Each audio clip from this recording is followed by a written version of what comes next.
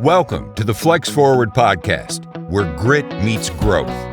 With your host, Nick Espinette, bringing you stories of resilience, reinvention, and the real climb to success. All right, everyone. Welcome to the Flex Forward podcast. Today, we're joined by Kirsten Penaloza. Kristen is a leadership coach. She's also a podcaster. I can't wait to visit with her. Kristen, welcome to the Flex Forward podcast. Can you let me and our listeners know a little bit about what it is you do and about yourself? Yes, of course. And Nick, thank you so much for having me here. So I'm a leadership coach and organizational consultant.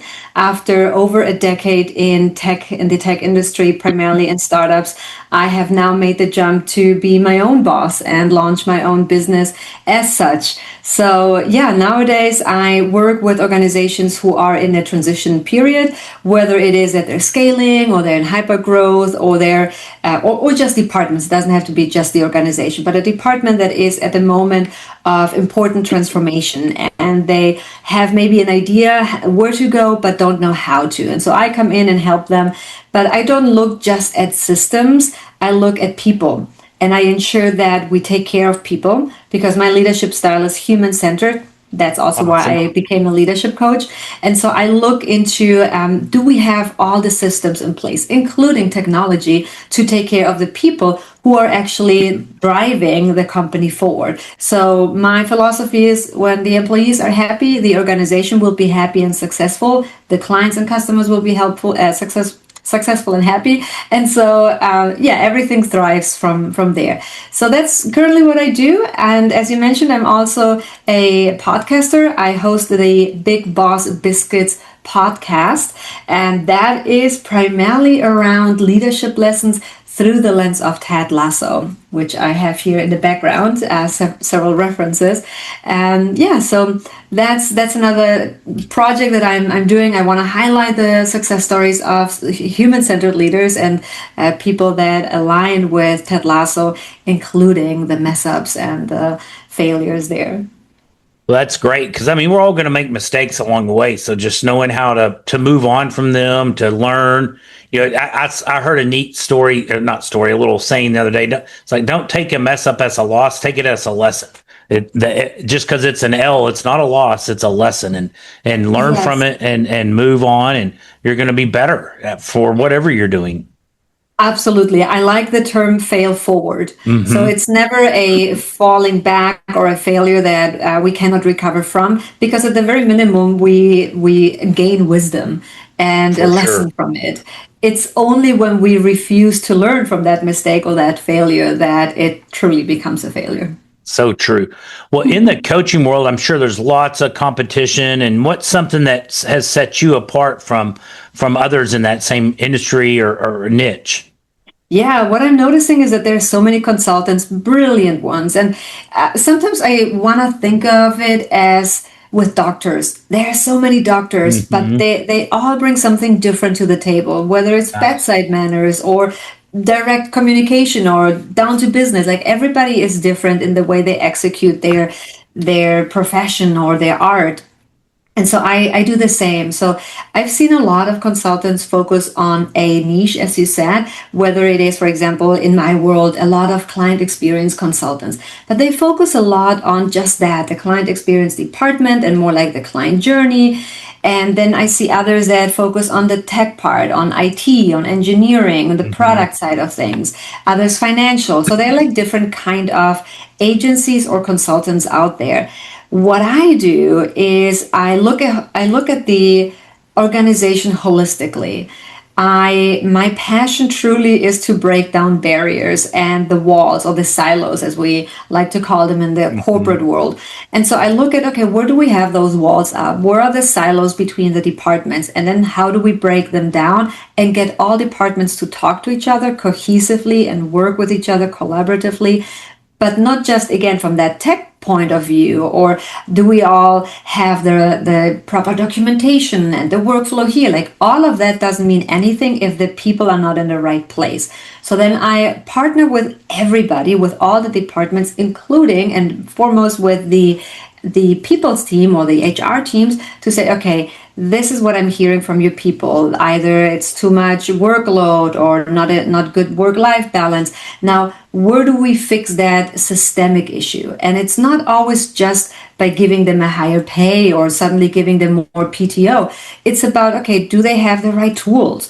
Are the computers updated? Like, it can be sometimes such small things, similar to what we see in Ted Lasso. If someone watches the show or has watched it, right? It's like sometimes it's the small things that can make a huge difference for an employee happiness. So, in short, that's my approach to consulting. Even if someone says like, "Hey, I want to implement a new, a new tool for my client experience department," I say, "Okay, let's look at that." But also, let's take a step back and look at everything from a 10,000 bird eye view for me to feed that's you. awesome. And what a great way to think about it too, because everybody has a different little personality or something that they bring to it. And now I've never watched Ted Lasso, but I I don't watch much TV, but maybe I need to put it on one of those nights when we're looking for something to do. We'll have to check, because somebody else. It's been a couple of years ago. Somebody told me about it, and I'm just never. I need to find it. One, I got to find where it is. I'm sure it's on. We have several streaming different access, so I'll find it. So, what is something that you've gone through this process, maybe that you found easier that others, just more of a natural gift for you? That's easy for you that others may find challenging. I would say resilience is one thing that it's not necessarily that I find it easier than others, but it's something that I've intentionally and actively worked on throughout my career. I came to the US 13 years ago, and before I was a freelancer, so same situation as right now. I was my own boss. I had my different clients. I was free to do with my time and take on the projects I was passionate about. Then I came to the US and I was faced with a complete different context and situation, and I saw myself very easily going into 9-to-5 office jobs. And that didn't feel like that's what I wanted to do with my life, and yet I stayed for over a decade in a 9-to-5 setting. So I had to find ways to build a resilience to cope with the different kind of work environment, different work culture, because I'm not from the US, different style of working, communication, all of that. And there were a lot of breaking moments for me where I didn't know how to do certain things. And because I didn't know, it created frustration and sometimes even despair, to be honest. I remember one of my first jobs, I wanted to quit after 2 weeks because I didn't understand what I was doing and what I was supposed to do and how to communicate that. So long story short, I got myself a coach to help me through a lot of those transitions. And she helped me to realize that resilience is a big part of navigating the work space and world, professional world. So really building that is now helping me to go through those moments where I'm like, how am I going to pay the bills next month, right? Because we have those up and downs as freelancers and consultants. So I would say resilience is something, the ability to bounce back when there's a backset, when a lead didn't come through, or a longtime client suddenly says like, you know what, you've done such a good job that I don't need you anymore, which is my goal, right? But that means like, okay, now I have to hustle for another client and income. So I think the resilience is really something that I don't want to say it sets me apart, but it gives me the advantage to make it through and believe that there's going to be an end to any challenging situation. And that's great, because I have that. I'm within the real estate world in multifamily. I do some coaching, and I tell people it's not rocket science, but it's the people that are persistent or resilient. You got to keep trying, and when you don't win a deal, learn what could you have maybe done different? Maybe winning it wasn't set up, it wasn't good for you, but what can you learn from that one to improve on the next one? But persistence and resilience, I think, are so important in almost any industry. Yes, and also within that, the ability to forecast, or not even forecast, but like to incorporate potential setbacks or challenges in the future. So not just like navigating it when it happens and be reactive, but be very proactive. Exactly. And so saying like, okay, I know that probably around summertime, everybody's going to be on vacation and kids are out of school and parents are going to be busy. So there is not going to be much business for me. How do I prepare for that? So that way it's not just the resilience when unforeseen things happen, but I can incorporate already what I'm assuming may happen into my workflow and the way I do things. No, well said.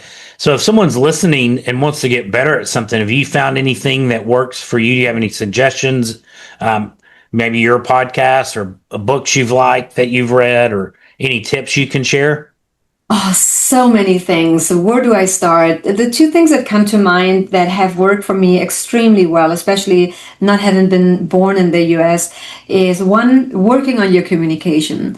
I realize that quite often we don't communicate clearly what we mean, and so we mean well, but the intent is well, but the impact is completely different.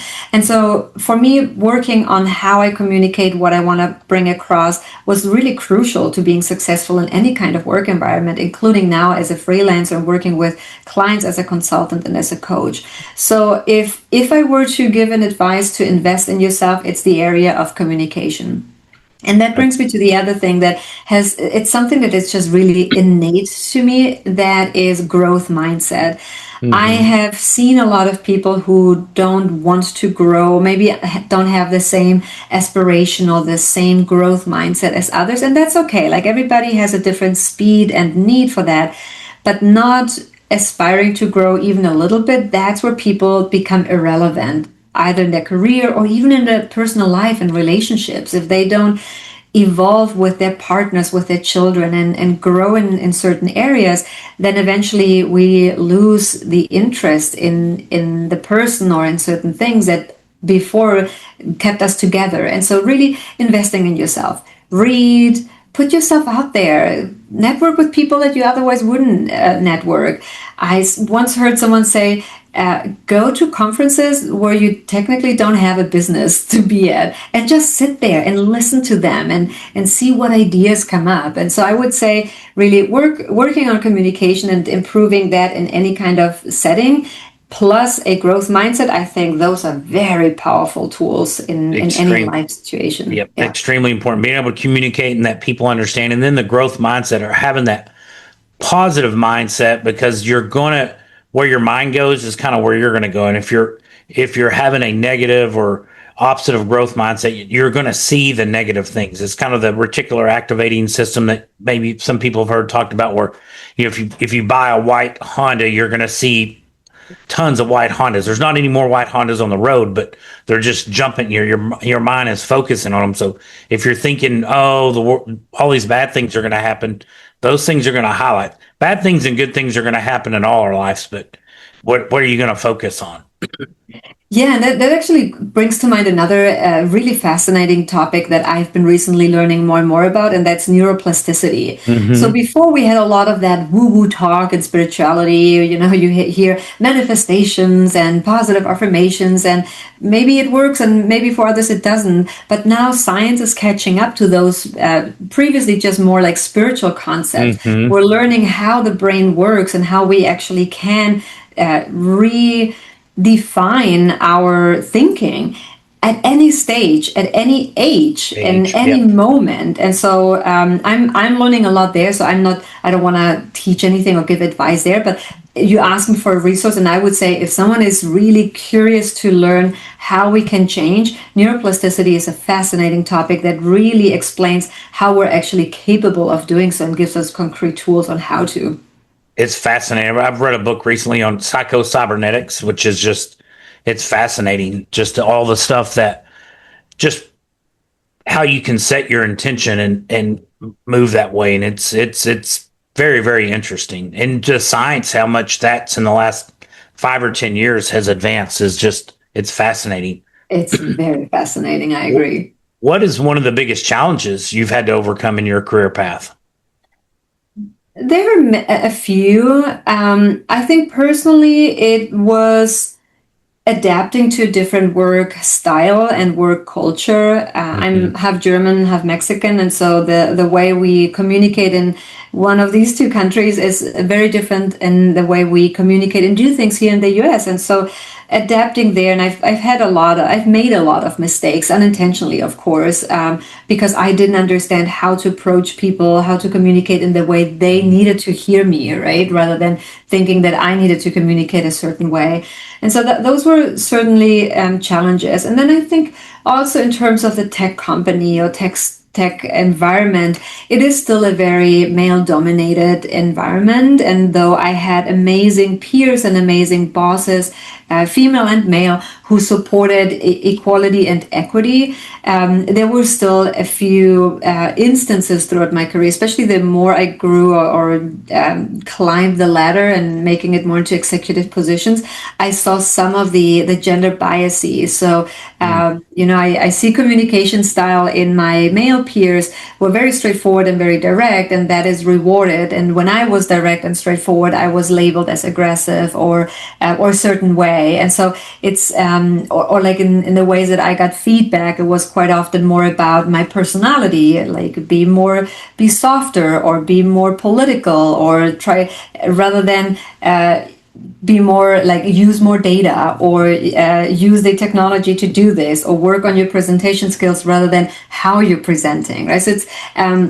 those kind of challenges that were at times really difficult to overcome, because it is going against a system that is so deeply rooted, and so there were some challenges there, but again, nothing that sets me back or and learning and adapting and and moving forward. That's awesome. Exactly. Well, it sounds like things are going really well and your consulting is really taking off. And entrepreneurs like myself, sometimes we think about as an entrepreneur, we've got to always work to have the income. We start also thinking about, I started looking at potential other alternative investments, things that I can invest in, work almost like mailbox money.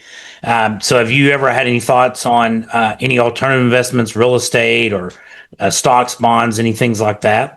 Yes, as a matter of fact, I think that's another very interesting topic, probably for another episode, financial literacy. And women often don't get the same literacy as men. Like the focus on educating on finances often lands on men. But I've just, the same thing, growth mindset. I just want to learn. I'm curious. I'm always passionate to just absorb new content. So I got into more into financial planning.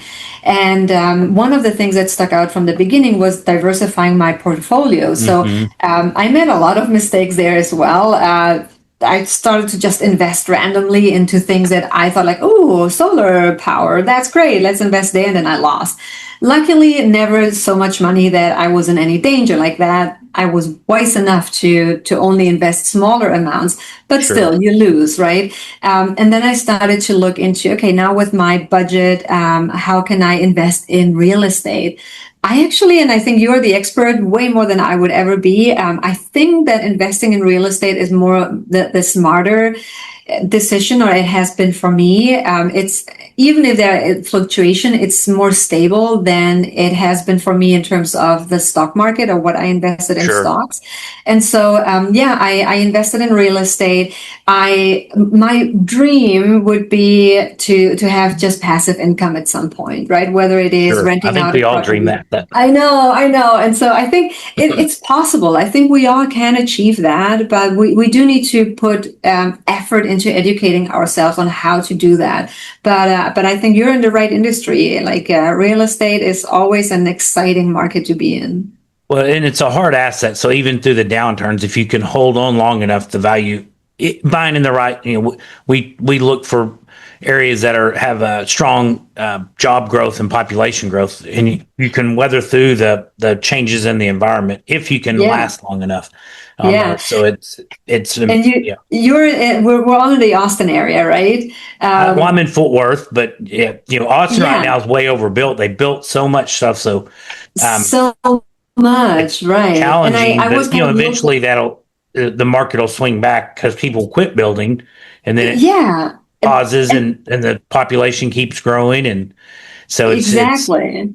just and then also.